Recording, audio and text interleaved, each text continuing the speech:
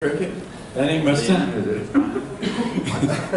As you said, his birthday coming up, gee whiz. I love what Stuart said, you just keep going. There's always the unfaithful to see nothing but the negative. And that is so true. And you know what? Those people don't make it anywhere. I don't care where they go. And I haven't tried to tell you this, but Gail went off with another man 6 months ago. Really? Yes. Yeah, that's another whole story. If y'all don't know, don't even ask. It's a long story. Let me tell you, it is a long story. The other thing we've done is we've seen the world, haven't we, guys? We've been all over, Stuart.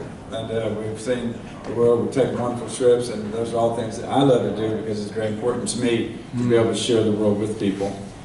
Robin, I think we're almost on schedule, and we wanted to talk about that thing called attitude. Is that a four-letter word? What is attitude? I'm going to ask somebody that's not related as closely, but Amy, does his boys have attitudes? His boys? Mm-hmm. Yes, thank you.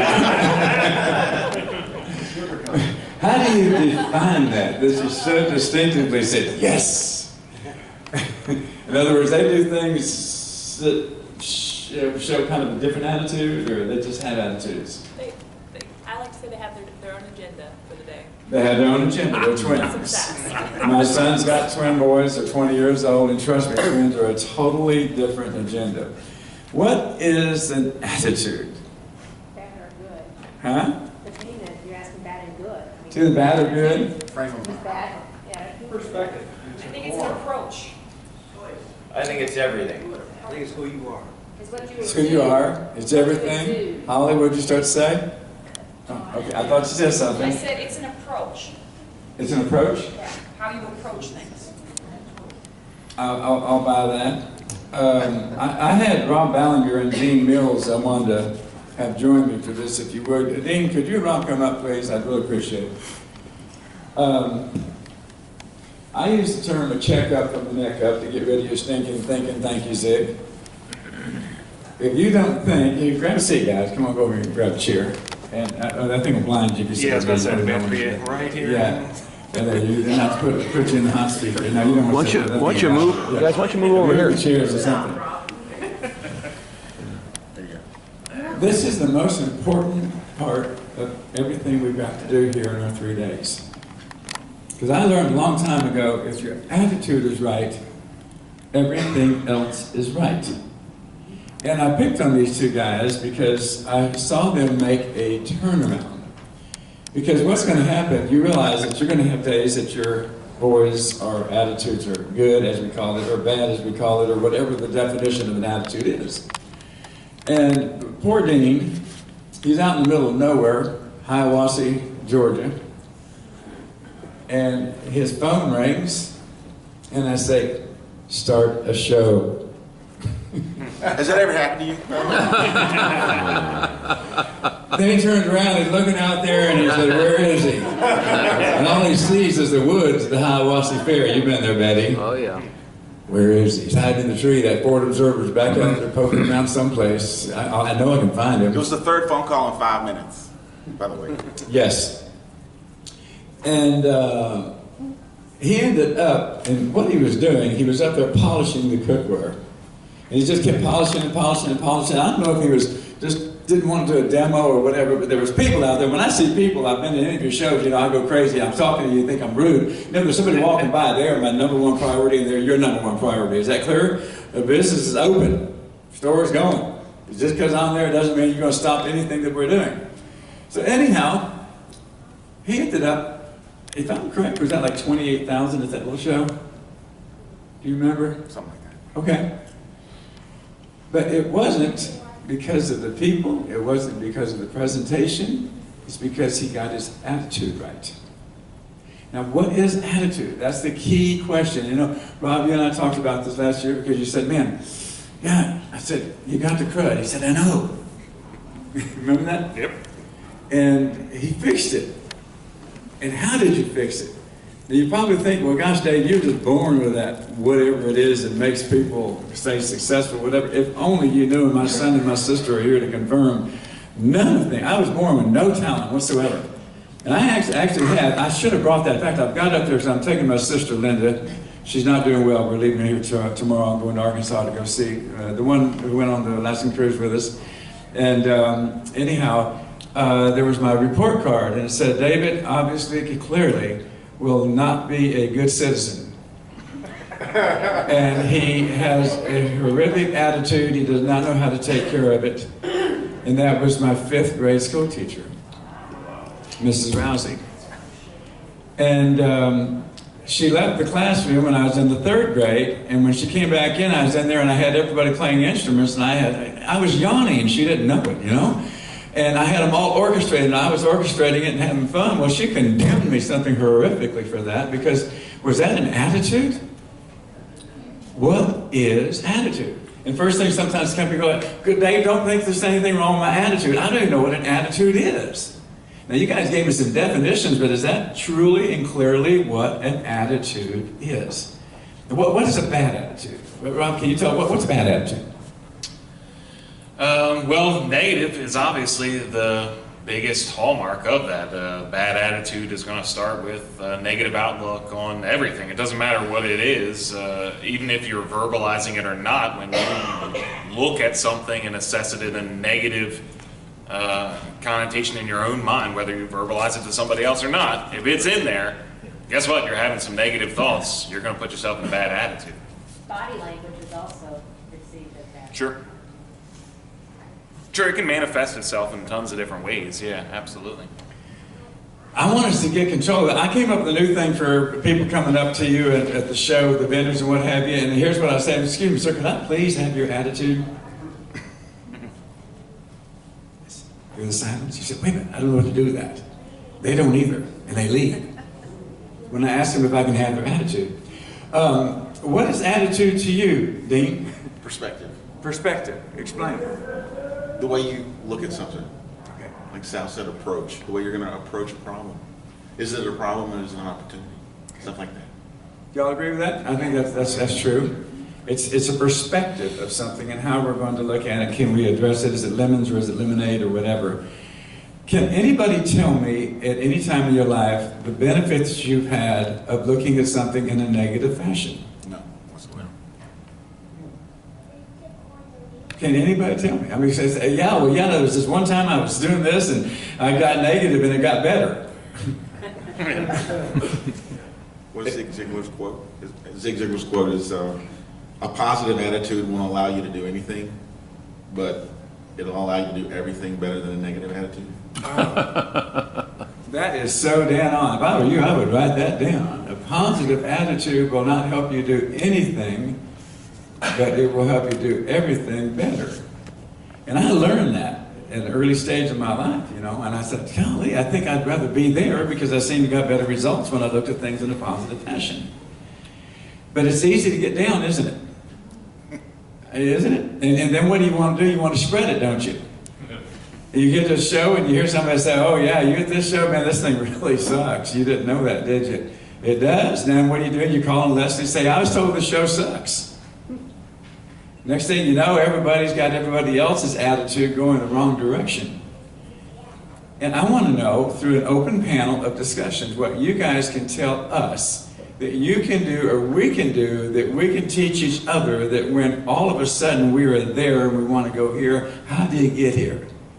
You know, you never heard the local drug dealer say, hey man, you want to go get level? They do in Colorado. They said, you want to go get high? Because people get down. And when you get down, you get low. Do you think I've never been there? Oh my goodness gracious alive. On a daily basis. And you know, we get up in the morning, we go exercise down the gym to exercise our body. Then we read a book to exercise our mind, and we read our Bible to exercise our faith, and then how often do we exercise our attitude? And what a difference it made when you started listening to Joel Osteen instead Oh my gosh, yeah. CNN, Fox, fighting over who's Constant right. negative news. Constant negative news, CNN, that's exactly what it is. It's not news, it's So, bad news. I would like to have an open discussion because I get accused of the people saying, oh, Dave, you just don't understand. Yes, sir, Mr. Froese. Well, I think that one of the best ways to keep your attitude right is to make sure you got big dreams.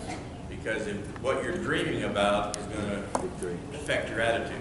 Big dream. That's a really, really good idea. And I would write this down if I were you, because guess what? You will forget this. In other words, a dream, a goal.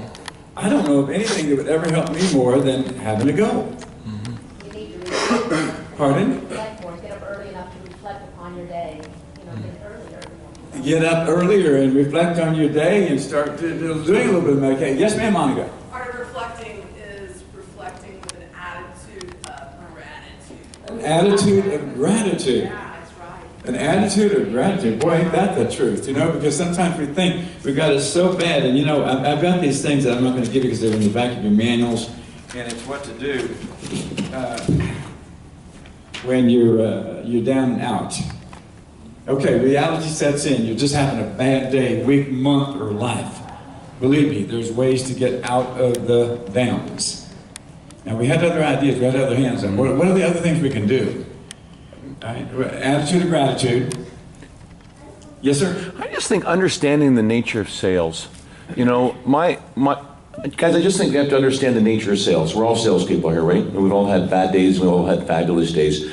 I remember my first 6 months with the company. I was kind of trained in a different way. Didn't have any field training. I had, a lot of bad days in the beginning. And then for a number of reasons, Robin and Dave and my wife and God and a whole bunch of different reasons, things came around for me. But now, I look at the end of the year and I look at the wonderful salary that I'm making, and then I look at all the experience that I have. So if I have one bad day or a bad show, it doesn't affect me like it used to, because I just know if you look at the big picture, do not focus on the small, always look at the big. And at the end of the year, I know I'm going to make a whole bunch of money and we're going to have a wonderful life, and so it's all good. So those bad days don't bring me down as much, but you just got to look big, think big. Wow. Did you see Brett and Lena's motorhome parked out here? There's like a movie star's bus. Well, you got to get up in the morning and say, man, I'm proud of myself. And that's another thing, just rewarding yourself is something I've learned. If you don't have a reward, and you guys all set down a goal. And Robin's got it. And if your goal is 300,000, 500,000, how many of you feel better about your attitude if you reach your goal? Wouldn't that feel good? So why don't you have a daily goal, an hourly goal? I used to drive back and forth from Illinois to Florida, and the kids were young, and I said, we're going to get there at 8:05. And 8:05, we would pull into Tampa.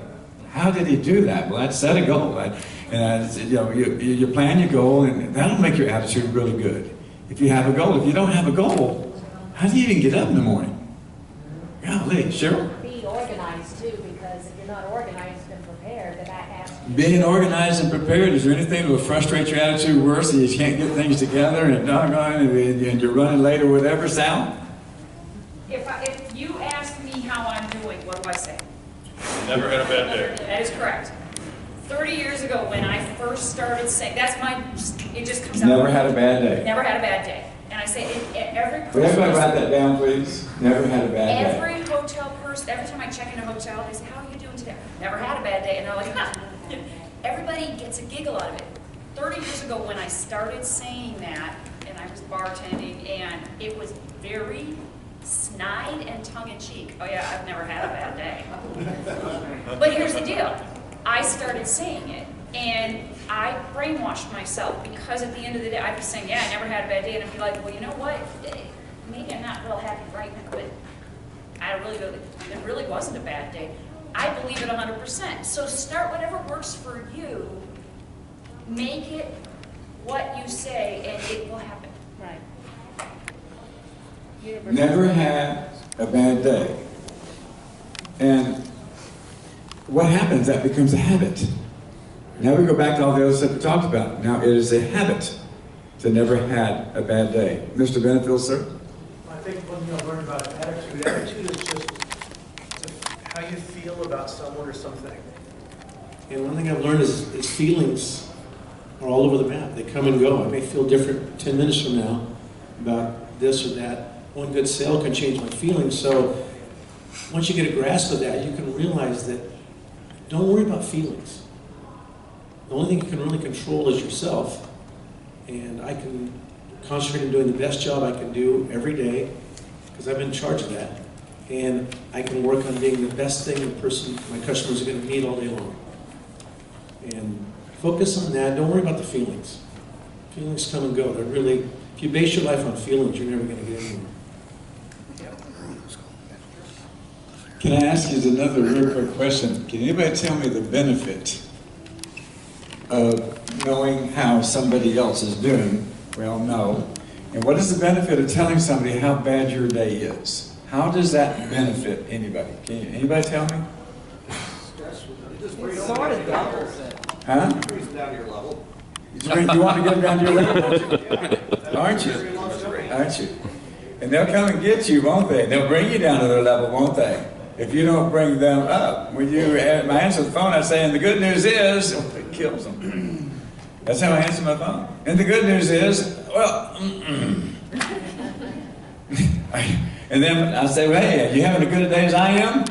And they go, yeah, you know, it's even better. Because you start positive and positive grows and it expands. Just ma'am. If you report a bad experience in detail, you just recreate that experience for yourself. Right. And you recreate the feelings that came along with it. And so why report that bad experience unless there's something to be learned from it? My subconscious mind does not know whether what's coming out of my mouth is true or not true, but it will assume that that's the fact. And so if I feed it negative stuff, it says, okay, that's the truth. If I feed it positive stuff, it says, okay, I'll do that. That's herself. I don't know. That wasn't your stomach growling, okay? So whatever we put in comes out. And when you had the crud, could you tell us how it felt when you had the crud and what you did to get rid of the crud? No, I cannot. I don't want to relive that. So, thank you. No, everybody's been there. I don't need to tell you. What's that going to do? What's that going to accomplish? You got to get out of it, and only you can do it. So, do it or don't. It's your choice, but it is a choice. So, don't pretend it's not. Just do it or don't. And there's tons of different ways. There's different tricks and tools that you can use, and take advantage of those. Those are going to help. They really, really will. I'm not going to list off all the things that work for me personally, because they may not work for you personally, but if you want to talk individually, we certainly can do anything like that. But it is that choice. It's the same thing, the brain is a muscle like anything else when we're doing, if you're exercising, okay? I could stand up here and tell you how to do perfect push-ups and sit-ups and say, I actually couldn't do that, but I mean, I could lie to you and tell you how to do all that type of stuff. But you're the one who has to do it. So it doesn't matter. Figure out your routine, figure out your workout, and do it. And that's it. And then you will see the results. You're not going to see the results first. It don't work that way. So just make the decision to make the change, figure out the plan, and put it into place. Wow. Yeah, bravo. And you know what? It's on a regular basis. It's not a simple thing. By the way, this is not something you fix, take one pill and it's done. I got to take attitude pills on a daily basis. You don't work out once, and then you're set for the rest of your life. That's for sure.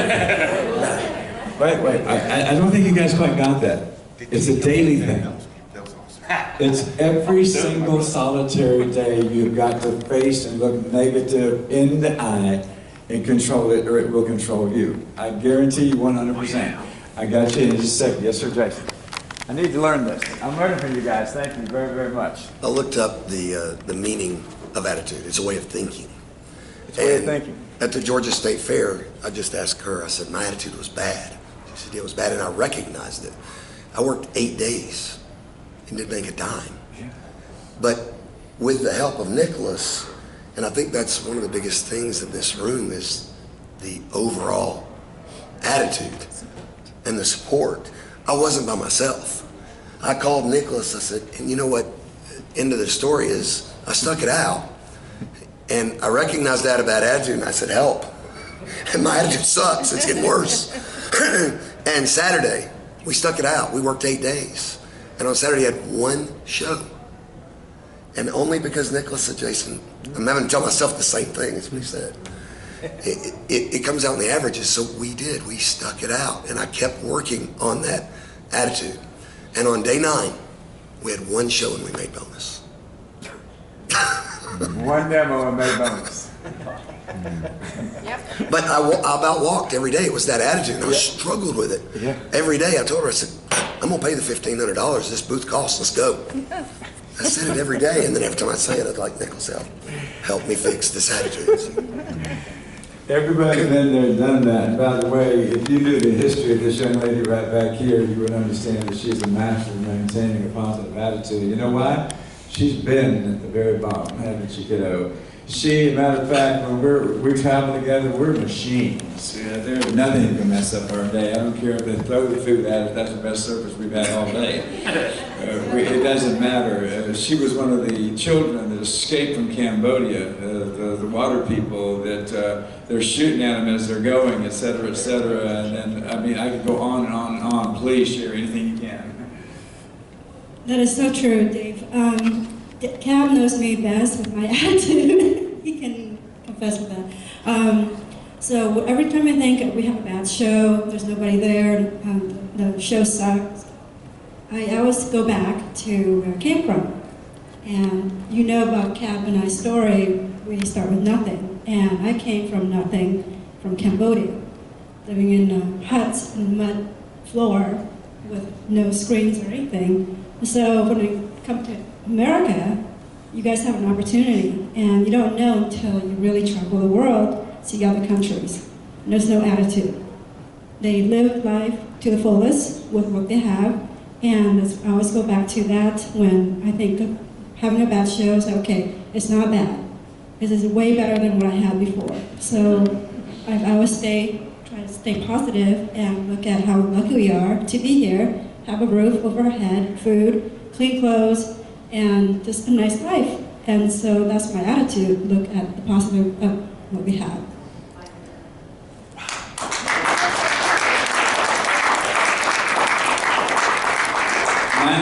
So Paul and I have something greatly in common that's a huge asset to us. We've been at the bottom. We've been so poor we couldn't pay attention. I parked my car 2 blocks from the house so the repo man couldn't find it. And Robin, you probably know as well as anybody when there were 6 of us and there was 1 toilet in the house. There was no toilet in the house. And then my dad, I finally went out and dug a great big septic tank, and he put the toilet in the only room. There were 6 of us kids in 1 toilet in the room, no walls. Okay, we've been poor. And if you haven't, if you really want to know how to take care of your attitude, go out and get poor as you possibly can, hit the bottom. Jimmy Cricket, that will get you there every time. Ask Ziegler, he'll tell you the same thing. Ask, golly, ask Elvis Presley. And where was he a year before? He ended up where he was.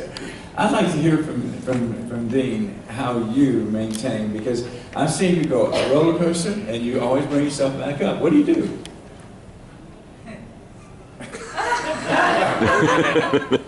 Drugs.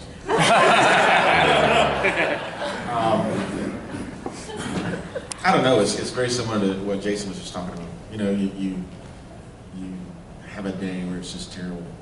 And then tie into some of the loneliness that David Rodwell talked about. You know, I call my family, I call my wife, I say, God, I miss you guys. I miss some things this fair season, I miss some things with my little boy, he's 1 year old. And then, I don't know, I wake up the next day and I decide today's a different day. I'm gonna do the show today better than I did yesterday. And then if I do a show that didn't work out, I say I'm gonna do the next show. The only time that it really hits hard is if I do 4 shows in a row and I think I've got no time to do another show. You know, then I gotta carry that until the next morning. I got no way to fix it because I keep thinking that next show, I'm gonna nail it. The next show is gonna make up for it. And then if I have 2 of those days in a row, it starts to compound a little bit, and I have to say to myself, right when I'm gonna lay down, tomorrow's a new day. Tomorrow is a different day. And so I think about what could I have done differently? What could I have said differently? I start to think about videos that I've watched. I start to think about advice that I've gotten. And I've gotten advice from so many people in this room, and some of you don't even know the impact that you have when you tell somebody like me last year, brand new. I shared with Steve Desolé that we had lunch. He probably didn't even remember it until I mentioned it to him, but he said some things to me that make a difference. And those things were specific, weren't they? I can skip the specifics, but they were specific, and they make a difference every single show.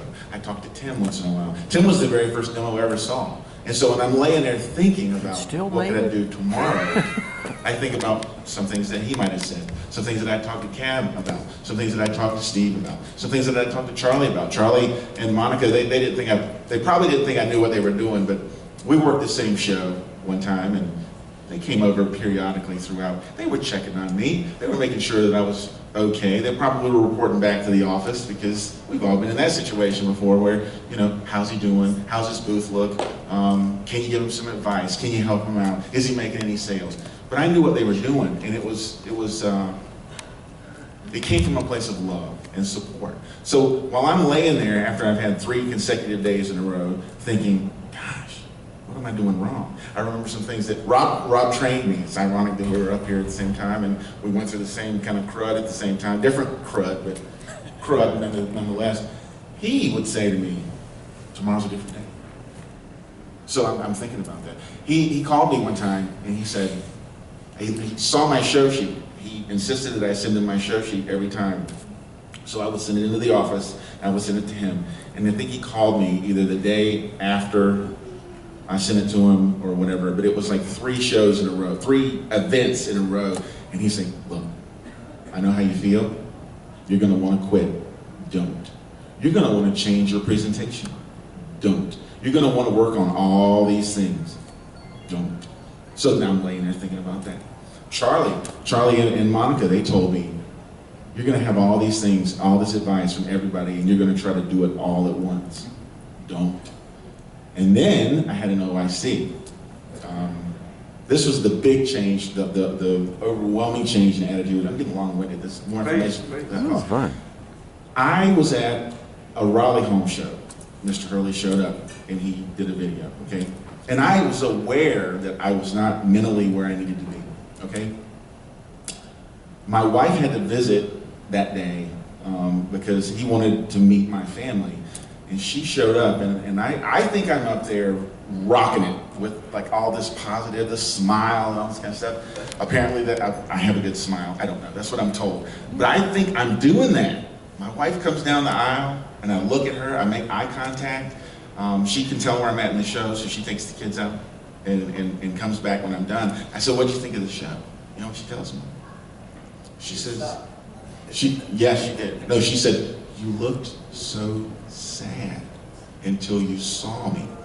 Now that was the video too. So we get done with the OIC, I'm watching this and I'm like, wow, I had no one fooled but myself.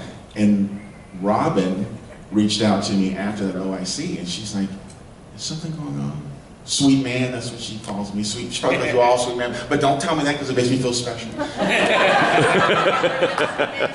No, there is not. Okay. Well, anyway, I shared with her that I was going through something mentally, emotionally. I said, I don't know what it is. And that was the beginning of an overall change. So it was going up and down, up and down, up and down, up and down, and now I think I'm even.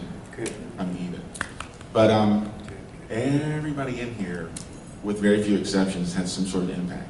Whether we talk directly, indirectly. I mean, my entire presentation is based on a video that I watched from Nicholas, and my wife told me when she met him the other day it was like meeting a celebrity because he was on my iPad or my phone for weeks at a time. Anyway, so I don't know. I don't know if I've answered your question or not, but Thank you. that's pretty much in a nutshell. This is the conclusion. Every single demo is the very first demo you've done in your life, and it's going to be the best every single time. And David Rod will help me out more than once. He's the one who brought me that sink. I'm the guy who was the recipient of the sink. But before that, he helped me out with, I had an obligation, and Shannon tried to get the show rescheduled so I could make that obligation. It didn't work out. So he actually drove to Hiawassee, Georgia. I did 2 shows there back to back. One was a moonshine festival. Yeah. There was no moonshine. But then the other one was this fair, and I had 3 consecutive days in a row. Friday, Saturday, Sunday. I sold nothing. Okay? Now, I wanted to drive back home on Monday, go to whatever we were going to go to on Tuesday, drive back on Wednesday. So he did the show Monday, Tuesday, Wednesday. Tuesday, we're just getting to where we're going with a whole big group, and I get a text message from him or a phone call. I just had the biggest single demo of my life.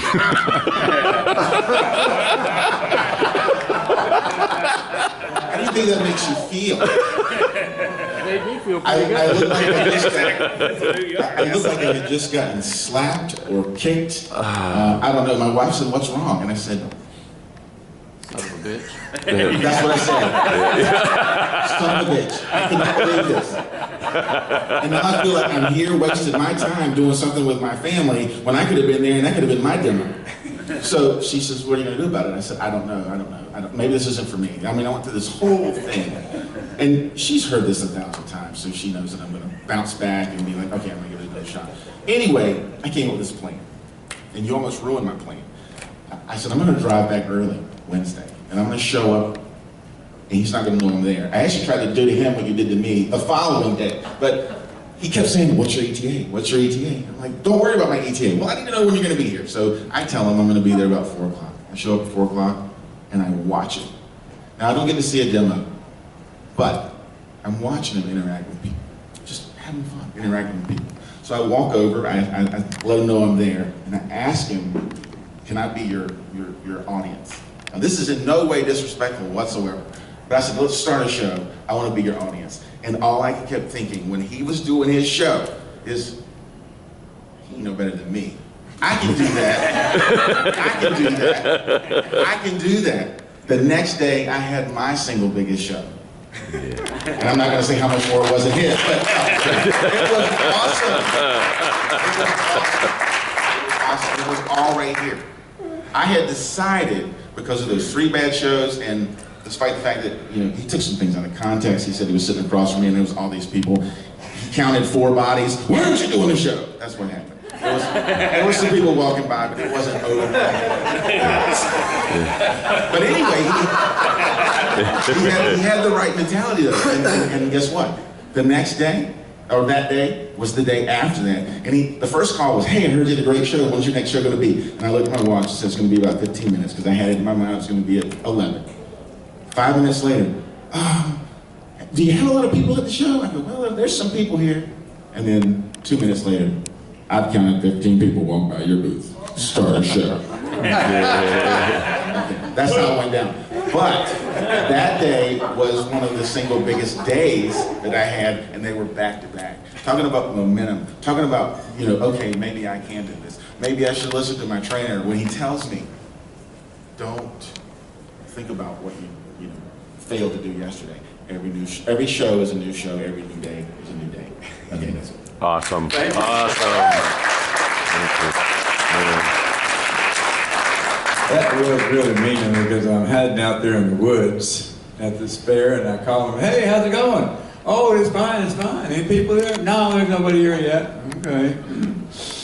Call him back about 20 minutes. Hey, you know what? I forgot to ask you, and I came up with some silly question. I still know people there, huh? No.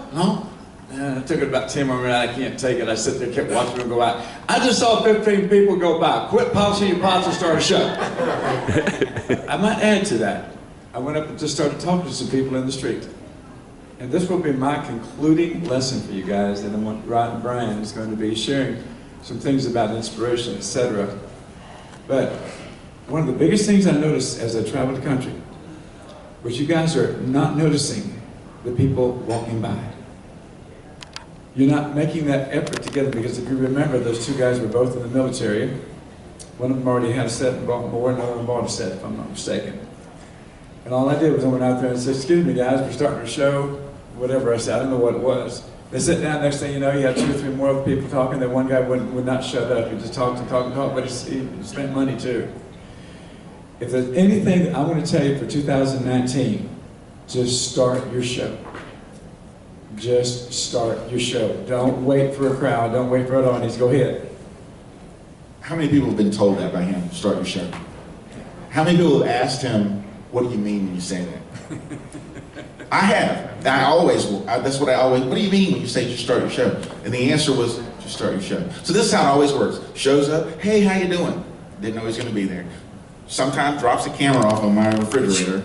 I always want to catch him doing it, never see it. And then he comes back by to get that camera, and you know, great job, whatever. Pat you on the back, shake your hand. Do me a favor. Start your next show. What does that mean? Start your next show. Guess what? I'm down at the South Carolina State Fair. I got this little Norwich gal next to me.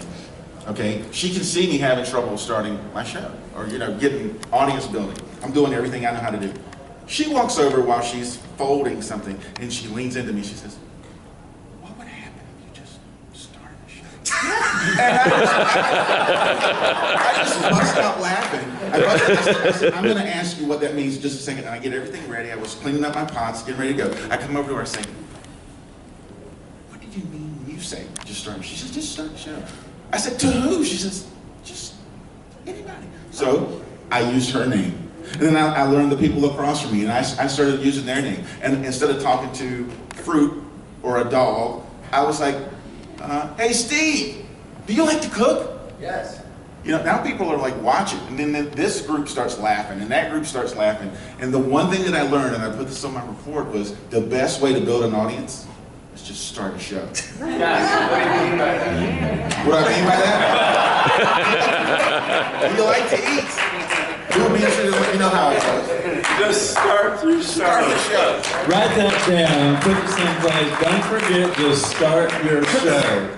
Somebody will come, and they will buy out of pity if they don't buy for any other reason. Who said that? One Was that more word Steve? for Yeah. the spouse.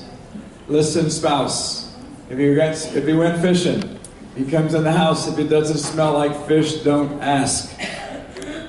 If he caught a bunch of fish, he'll tell you without you asking. If he didn't catch any fish, he doesn't want to tell you. The worst thing you can ever do to your spouse, be it husband or wife, is when they call home, the first thing you say, "Well, how'd it go?" Right, Amy? You don't want to do that. You want to talk about anything, because trust me, if he did well, he'll tell you. If he didn't, he does not want to talk about it. And that's even if you leave Kim while Jason's doing the show, you come back and you finish the show, don't ask. I'm telling you, just don't ask. The other thing in conclusion is daily. I'm sorry, folks, this will happen to you daily after day after day. You will forget. You'll have to remind yourself. You have to remind yourself to keep your attitude right, because when your attitude's right, everything else will be right. Thank you very much, gentlemen. I appreciate you more than ever. Just go start the show.